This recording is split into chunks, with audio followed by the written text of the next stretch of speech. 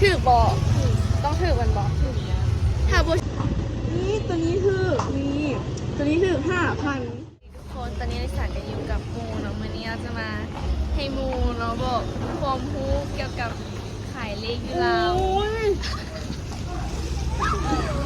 เอามูเขาจะอยากมูเดย์เขาก็ต้องแบบอยากรู้มันไม่ได้มีอย่างเอาเขาจะอยากมูว่าซื้อเลขอยู่แล้วมันซื้อจังไหนละเวลาถือต้องไปเอาเงินอยู่ใส่เดียวมีคลิปลงแล้วนี่เนาะวันนี้เขาก็มาขายเลขสวยมูที่กันใส่คุณพนาว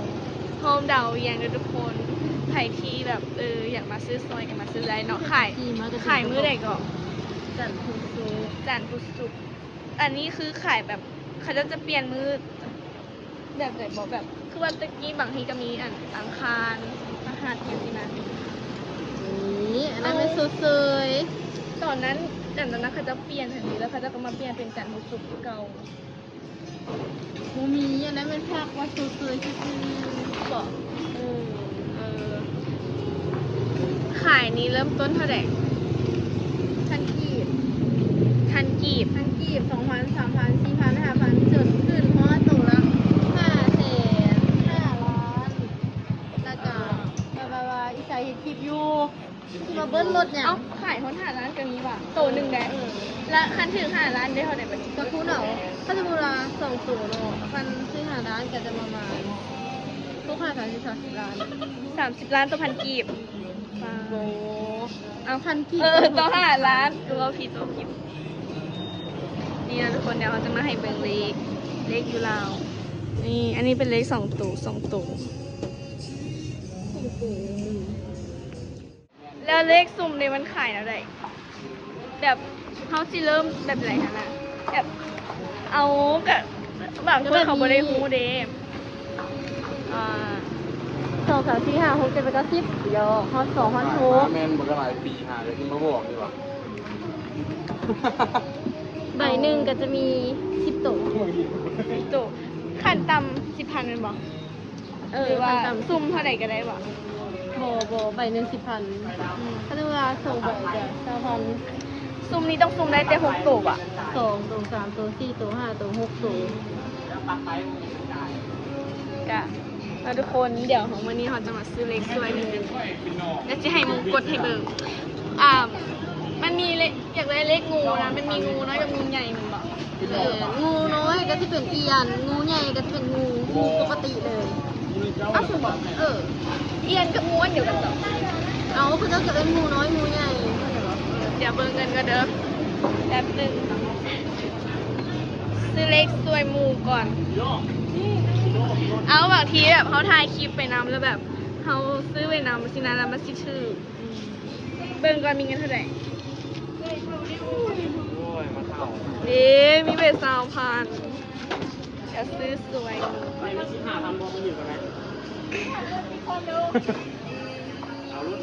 เอางูน้อยงูใหญ่เลย3,000นี่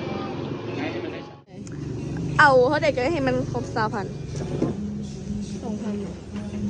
บอกแบงค์เดฮะ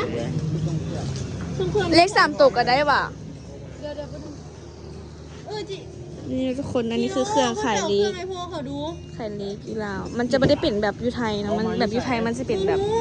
เป็นใบเราเลือกซื้อเอาเลยเลขลิงก็จะเลข2 ตัวก็จะเป็น2 3 2 4 2 5นี่มันก็จะมีเลขให้เขาเบิ่งเอากดงูน้อยงูใหญ่อีก2,000เท่าไหร่แล้วนี่8,000เอ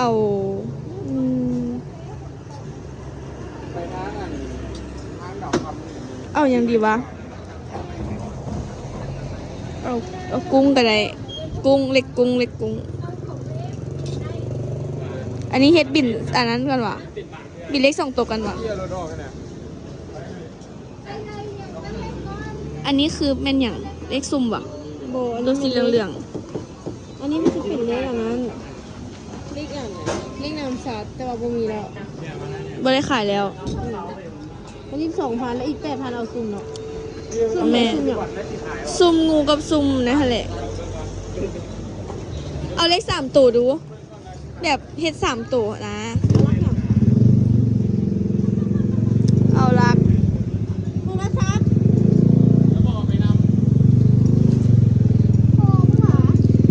ทั้งหน้าเขาสิเอา1ฮอ10ก็ได้ว่ะ1ฮอ0ก็ได้สิว่ะ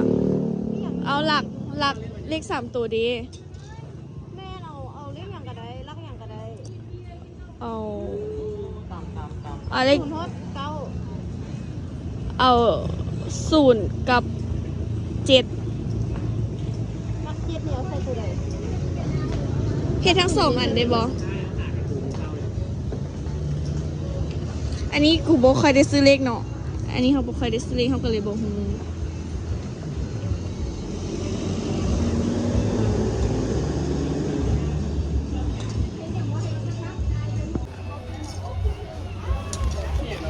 มาซื้อเลขกับหมู่ทุกคน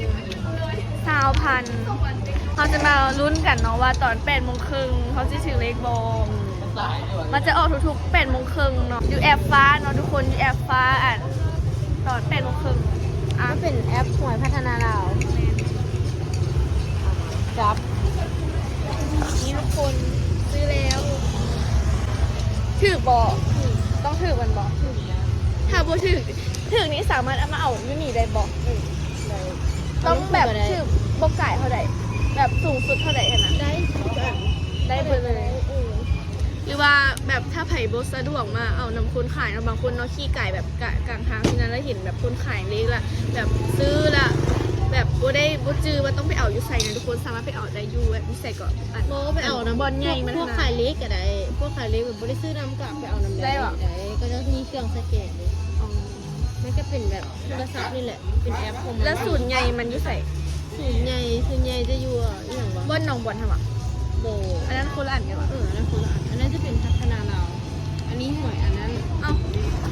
อันนี้หวยพัฒนาบ่ อั แม่ น น นี้พญานาค เอาสบอกเรียกว่าอันเดียวกัน โบ พญานาค สีฟ้าหุ่นหวยพัฒนา แต่มันก็เป็นสี ตัวนั้ ฟ้าน เห เหรอ มือนกัน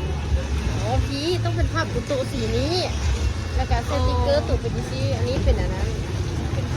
ต่างกัน คนละสาขา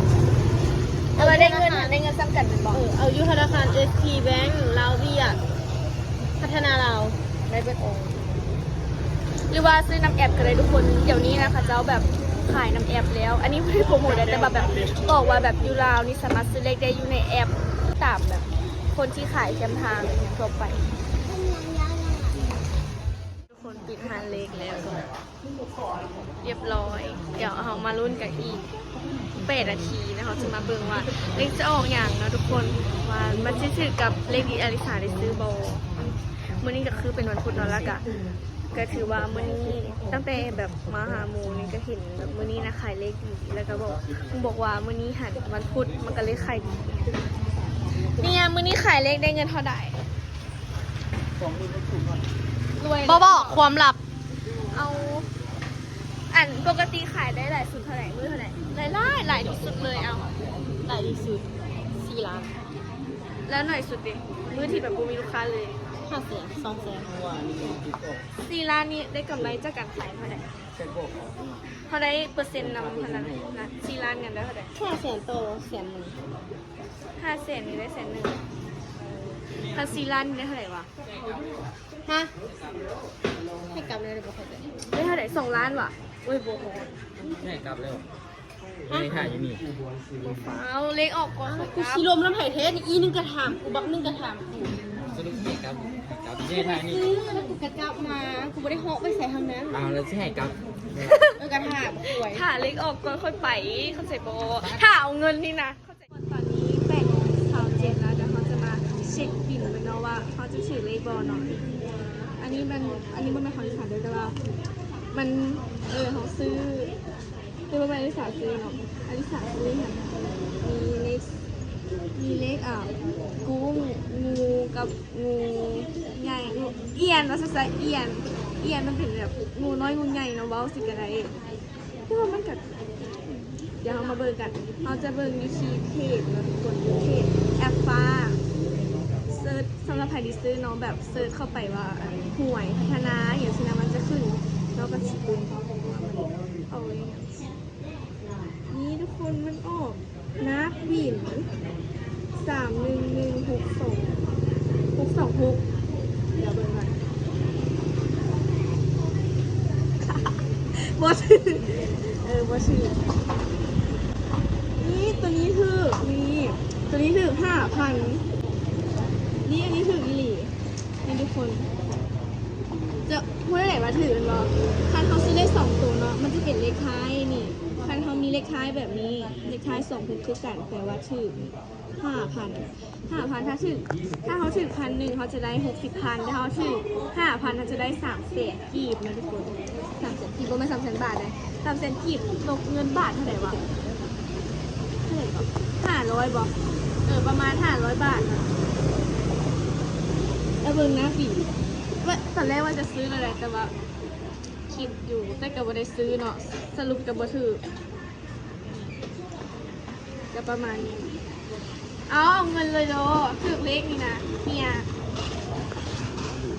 จ่ายเลยอันนี้ถือเลยแล้วก็เอาเลยได้นี่ถือเลยแล้วก็เอาเลยได้เงินเลยดีกว่า